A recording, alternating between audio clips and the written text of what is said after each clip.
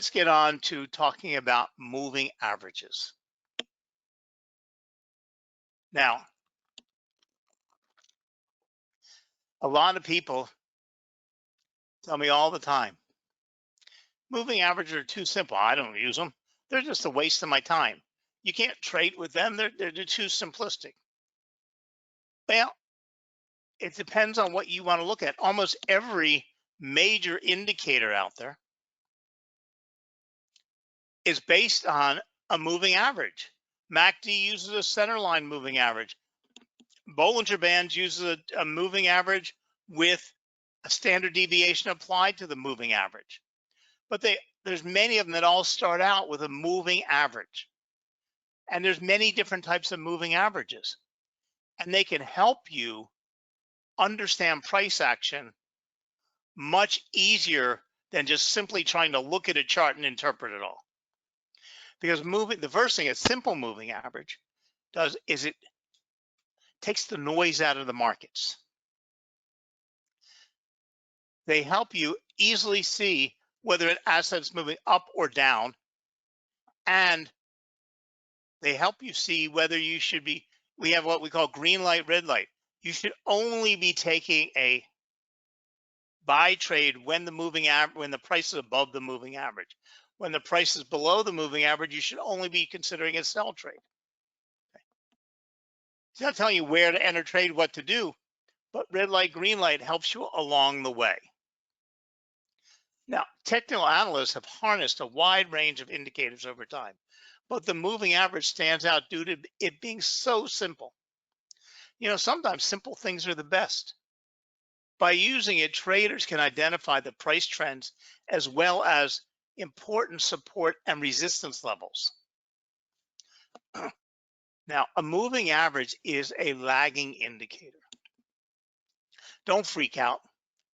You know, in trading, you have lagging and leading indicators. There are very few leading indicators because an indicator is a mathematical calculation. And the only thing that these mathematical statistical calculations can be based on is the open, the high, the low, and the close. Well, since you need to have the open, the high, which are actual numbers, they're always going to lag behind the market because you need the time segment to have ended to get those numbers from. Now, there are certain indicators that due to its mathematical formula, after it starts with those, it tries to project forward to tell you what's going to happen. And even in moving averages, a simple moving average is always going to be lagging. But that's not a bad thing because there's ways to deal with it. But most traders today use what we call EMAs, exponential moving averages, because the exponential moving average takes still the open, the high, the low, and the close, and it takes the moving average and does a little bit of math to it to try to move it closer to being a leading as far as a lagging. So it tries to reduce the lag time. And it's done by a formula. It's not the same different numbers. So a standard moving average or a simple moving average can be any time frame going backwards. You could have a 1 period, a 10 period, a 20 period, a 30 period. You have even a 200 period. Now, the period is whatever you're looking at a chart. If you're looking at a 1 hour chart and you're using a 20 period moving average, you're using the 20 last candles. Okay. So a 1 hour chart would take you back 20 hours. A 1 day chart, if you're using a 20 period moving average, would take you back 20 days. But the moving average adjusts based on the chart you're looking at. Now, all it does is it calculates the close. Well, the standard formula for moving average was, if you were saying using a 10 period moving average, is take the close for the last 10 periods, add them together and divide it by 10. So hypothetically, if gold was trading at 1500, 1500, 1500, it closed at 1500. Each time frame for the last 10 time frames, you take all those closes together, add them together, you get 15,000 divided by 10, and your moving average would be 1500. So it's a basic, pretty simple formula. Now, I've qualified myself by saying the standard formula was with the close. Let me pop up a live chart here for you. Okay. Now this live chart is using a standard 9 period. Let's actually just change it to 10, since 10 is just an easy number to add, subtract, and multiply. We're going to change it to a standard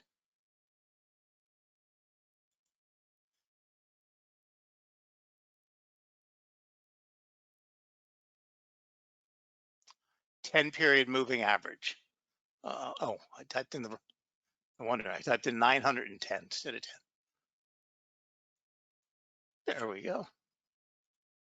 Okay, so the blue line on your screen going across the candles is a 10 periods moving average. Okay, we're looking at a 1 hour chart, so it went back. Now, if you look at the formula in the settings, I've been trading since the 1970s. In those days, and until just recently, we didn't have HTML and Java charts that did everything for us. Most of our charts would give us price when price charts came out, but most of them would do calculations, and when they would use a standard moving average. You couldn't adjust things like you can today. Today, developers are giving us so many choices that you can get lost in all the choices. So today, you could actually have your moving average based on the open, the high, the low, the close, a high and low divided by 2, a high, lows, close divided by 3, an open, high, low, and close. Too many choices. And you'll always find some guru out there telling you he's got the solution. If you use a moving average based on the open, low divided by 3 as the period for your calculation, your moving average, it's going to make you a ton of money. The close will work for all of us for a zillion years, and it works good. Now, that's a standard moving average. Now, what you're looking on this chart, and let me get rid of MACD down below. I'll just hide it. What you're looking at on this chart is the blue line is a simple moving average. 10 period, went back 10 periods, added the close price together, divided by 10, and put a dot on our charts, and connected all the dots and drew the blue line. The green line that's going across the price is an EMA, exponential moving average. Now, if you notice, they duplicate each other, except the EMA is slightly different than the simple moving average. It's the newbie way. And when I say newbie, it's a lot of years old. But it's the newer fashion of calculating a moving average that will give you a less lag time, more responsive moving average. And this is called an EMA. And EMA has a slightly more complex mathematical formula. Let's change this to 10, just like I did the other one. Oh. I don't know who's got the problem, me or the charting. Okay. And it gives you a little bit more accurate line to deal with. And you can see they both kind of flow in the same direction, but you can see some changes. Most people today use EMAs. Now let's go back over to my PowerPoint.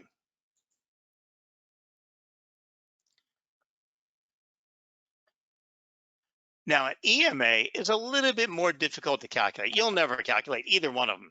Our computers do that for us. But what a EMA does, it gives a little bit more weight to the most recent time frame. So in order to get that, we have to come up with what's called a multiplier. This multiplier is 2 divided by the number of time periods. So in this case, we're using a 10 period moving average. So we take 2 divided by 10 plus 1. So if we take 2 divided by 10 plus 1, it gives us 0.1818 or 18%. What it does, it gives 18% more weight to the most current price. So it takes the previous 9 periods plus the current period and takes the close of the current period and multiplies it by the multiplier and then adds it to the 9 previous periods. And that gives you the exponential weighted moving average. And it puts more emphasis on the current price.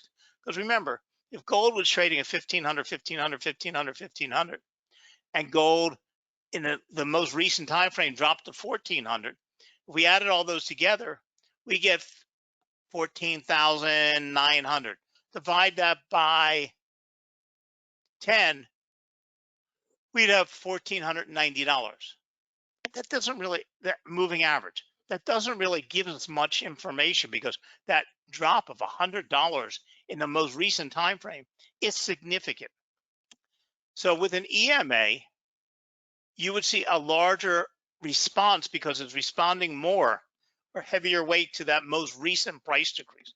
Where if gold was at $1,500, $1,500, dropped to $1,400, went back to 15, stayed at 15 for all these current periods, that 1,400 drop and then recovery to 15 is really unimportant to your trading moving forward. So that's the difference in the nutshell. Now, I'm sure there are some formulas out there, or some strategies, or some guru pushing it of some type of a combination of an EMA, SMA crossover strategy to trade with.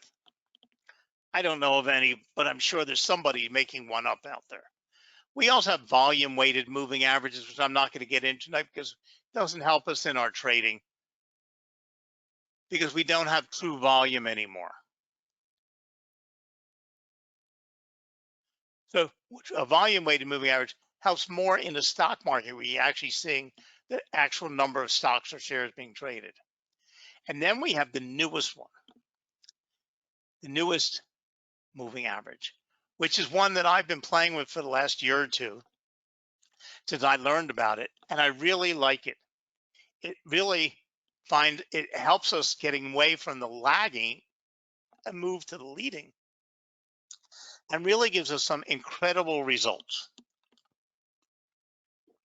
Because a displaced moving average doesn't change any formulas.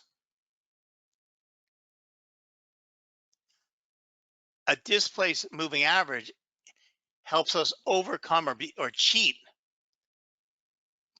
the markets a wee bit. They're using the same moving average formula for an SMA, but they shift the outcome forward or backward in time. Now forget backward in time. I don't even think that makes any sense, but they do it. But the results are fascinating. Now, I've been adding it into my trading, and keep in mind its interpretation, but it gives us very important support and resistance zones in the future, and helps us see what's happening or what might be happening in the market in front of us. So let me pop up a chart and let's take a look at this.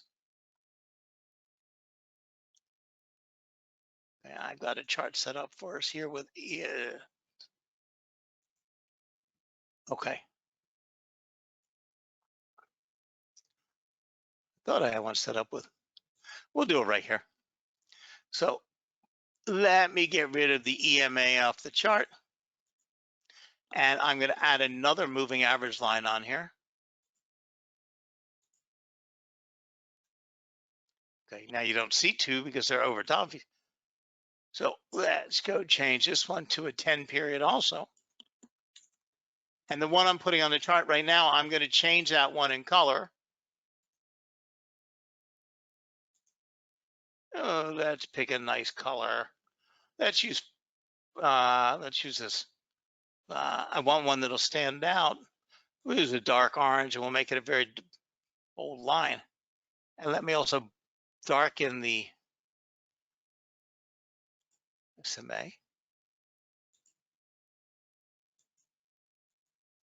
Okay, now you see across that chart there's one line, because both of the moving averages are exactly the same. They're both 10 period moving averages. So they lay over time. What do you see? You see the dark blue because the gold is behind you.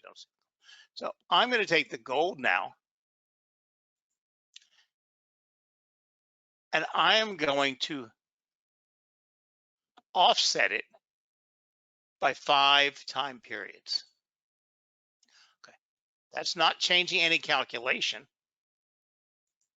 What I've done is I've picked up that line that was the blue line, and I've just moved that whole line forward 5 time frames. So the calculation is exactly the same. It's where I put my dot on the chart for each of those time frames. So if you notice, it mirrors the blue line, but it's slightly in front.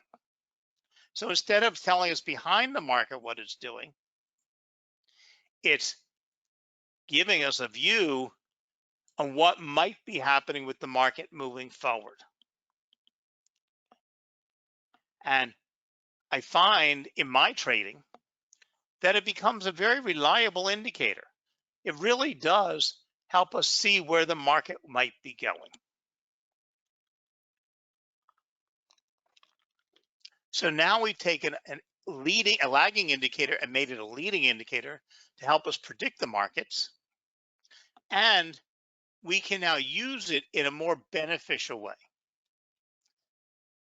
So that's a displaced moving average. Now, I'm going to take the displaced, well, actually I have a chart set up. So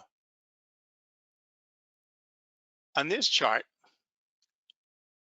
I've put together one of the,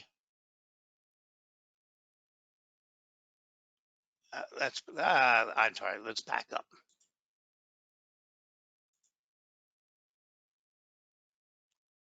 Let me get the EMA, the displaced moving average off here. And I'm going to hide it. And now I'm going to put on our charts a moving average crossover strategy. A moving average crossover strategy combines 2 moving averages, and when they cross each other, they give us a trade alert. So let me shut off. So this moving crossover strategy that we have is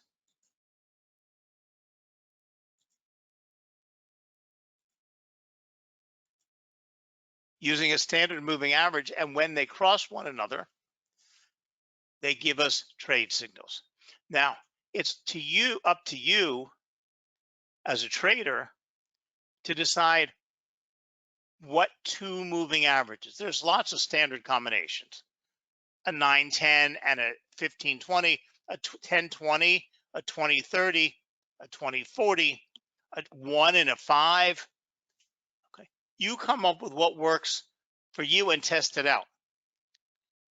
Now, the other thing is, I mentioned to you before, and before we go off of it, is down below we have Bollinger Bands. I'm sorry, MACD. MACD is 2 lines that are called the MACD and the MACD signal line. The MACD line here is based on the difference between a 9 and a 12 period a 12 period and a 26 period moving average. And the difference, which is a crossover strategy, is then just simply subtracted from each other and charted down below to become the MACD line of the MACD indicator. Another interesting way to use moving averages is with multiple moving averages. 3 time frames. Now, let's go, before we talk about the 3 time frames, let's go back to 2. Now, in this case, we're going to use a 10, a 20, and a 30 period moving average. Now, whenever we're using more than one moving average, we talked about a slow and a fast moving average. It's not that one of them is slower than the other. It's the longer the period, the longer time it takes to adjust to the market. So if you're using a 10 period and a 20 period, the 20 period is going back 20 periods, adding it together, dividing by 20. So it's responding slower to the market than the 10 period that's using the last 10 closes and dividing by 10. So the shorter periods, just in generality, so when you hear people talking about faster and slower, the smaller the number, the moving average, the faster it is. So whenever you have two moving averages, you have a faster and a slower moving average. And this is where you would get your crossover strategy. So for instance, here we're using it 10 and 20. And whenever these cross over each other, it's generating buy and sell alerts.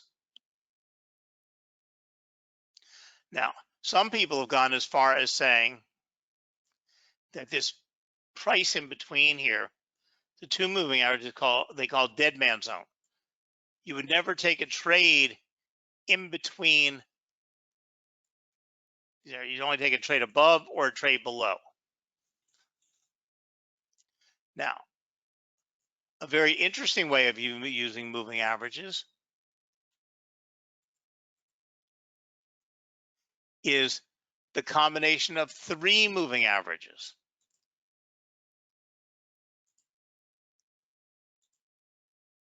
So here we have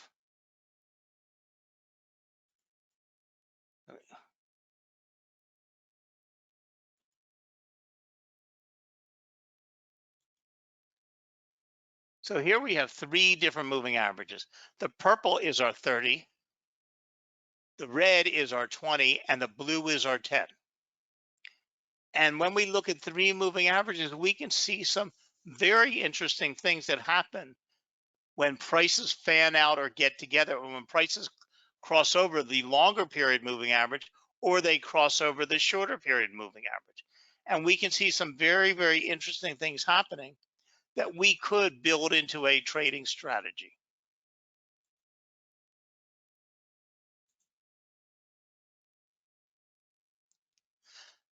So once a trader has calculated one or more moving averages of a security, he can use it in a wide range of purposes. Many investors utilize these indicators to determine what trend a security is following. For example, a currency pair could follow an uptrend or a period of rising values during a time frame. Most investors seek to identify these trends and then try to profit from them. Alternatively, a security may do the opposite and follow a downtrend. However, investors should keep in mind that whether a security is rising or falling in value, there are many different ways that they try to generate returns, and either it's rise or descent. For example, as long as an assets are climbing in value, investors can simply buy them and obtain profits. They can also generate returns from depreciating securities. So it's worth noting that Forex traders with different preferences may employ moving averages of varying length. For example, someone looking to invest over a longer period of term may look at how a security performs over a time frame as much as 200 trading days. It's way out of our trade. That kind of takes us up to investing. But we might want to compare moving averages from a 1 day time frame, a 1 hour time frame, and a 15-minute time frame. So alternatively, an individual focusing on short-term trading might home in on how a currency pair did during a 20-day window or 20-period window, as well as to provide some sense of how the pair performed over a relatively short period. One more use of moving averages is measuring the momentum of a given security, or how quickly it is either ascending or descending. The whole point of determining momentum is that once an asset starts moving in a certain direction, it is likely to keep going in that same direction for quite a while. If a Forex trader can identify the momentum of a security, he can buy or sell the asset and even take longer short-term positions. To single out this momentum, an investor can look at what the financial instrument did within a short, medium, and longer term.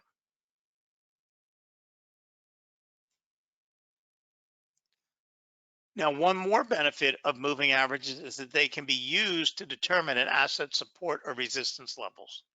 Securities will often find support at important moving averages. For example, if the USD JPY recently increased over the course of a week and then this upward this upward trend gave way to a sharp drop, the currency pair might find support at its 200-day or 200-period moving average. Many Forex traders will expect securities to find support once they reach key averages and use other indicators in order to back up their forecasts.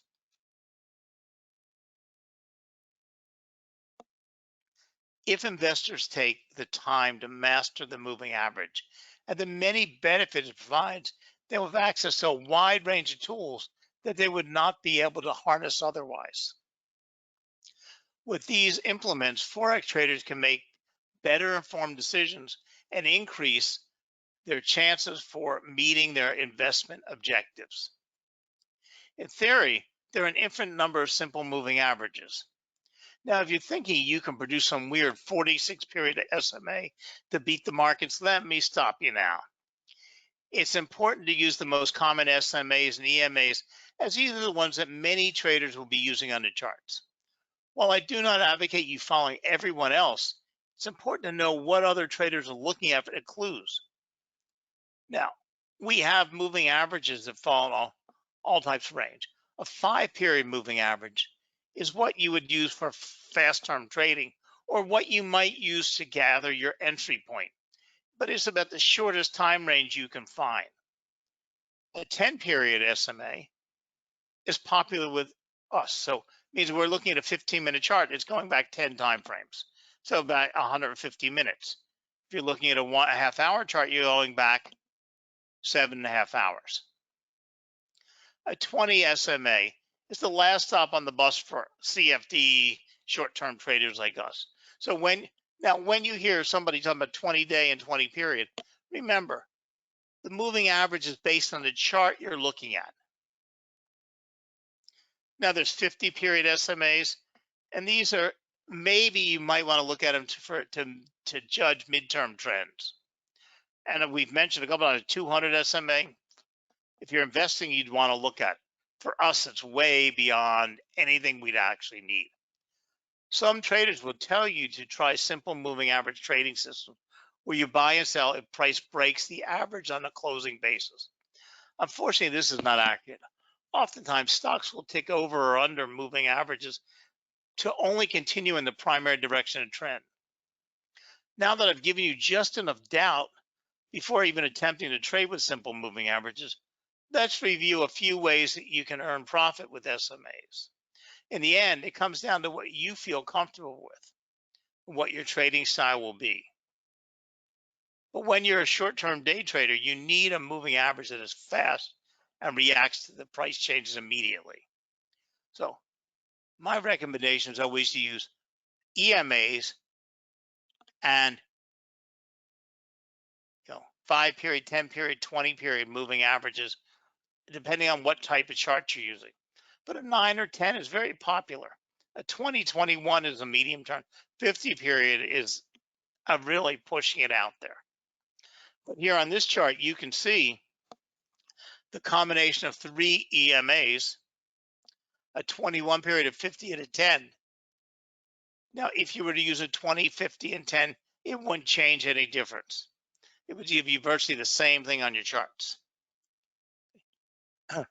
But as you can see here, you see some very significant things happening with the long-term, medium-term, and short-term trends and the moving averages and what they kind of tell us to do with their crossovers and the fanning out between the longer-term price and a shorter-term price.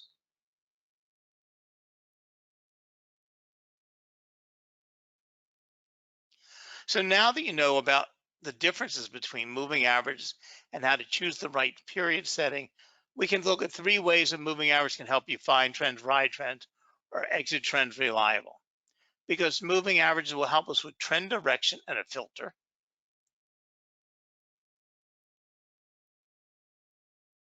So we can actually see the direction of the trend and how that we actually have a trend by using that moving average, because it filters out all those opens and highs and all the noise in the market, and we can use it to see the actual trend.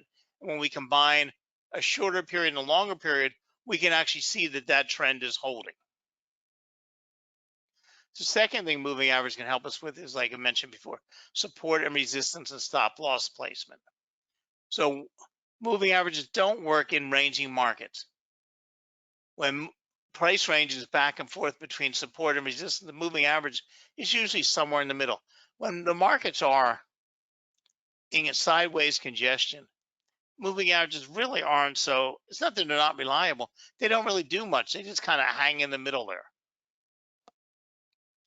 And then we can use them with things like Bollinger Bands, which establishes a 20-period moving average and it adds on the 2-period volatility indicator and gives us 2 standard deviations above and 2 standard deviations below that moving average to let us interpret what price is doing and the momentum of price.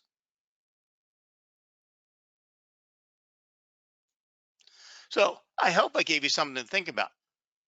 My suggestion to all of you is to try to play with the displaced moving average. There's not much. In fact, if you go through the internet and start reading about it, they all seem to be like some content writers that keep rewriting the same articles, changing the words. Then there's some odd and end gurus out there. It's one of the easiest things you can add to your charts and your trading, and just look at it. Okay, and start to see what, based on the assets you're trading, how true it holds, and maybe you want to adjust it from 3 periods to 5 periods to 10 displaced periods, maybe just 1 displaced, and before you know it, it's going to help you make very smart trading decisions. So if you do have any questions, please write them into the box, and like I said, somebody will send you an email with a detailed answer. Thank you very much for joining us tonight. Thanks for being part of the Alvexo family, and we'll talk to you again real soon. Good night now.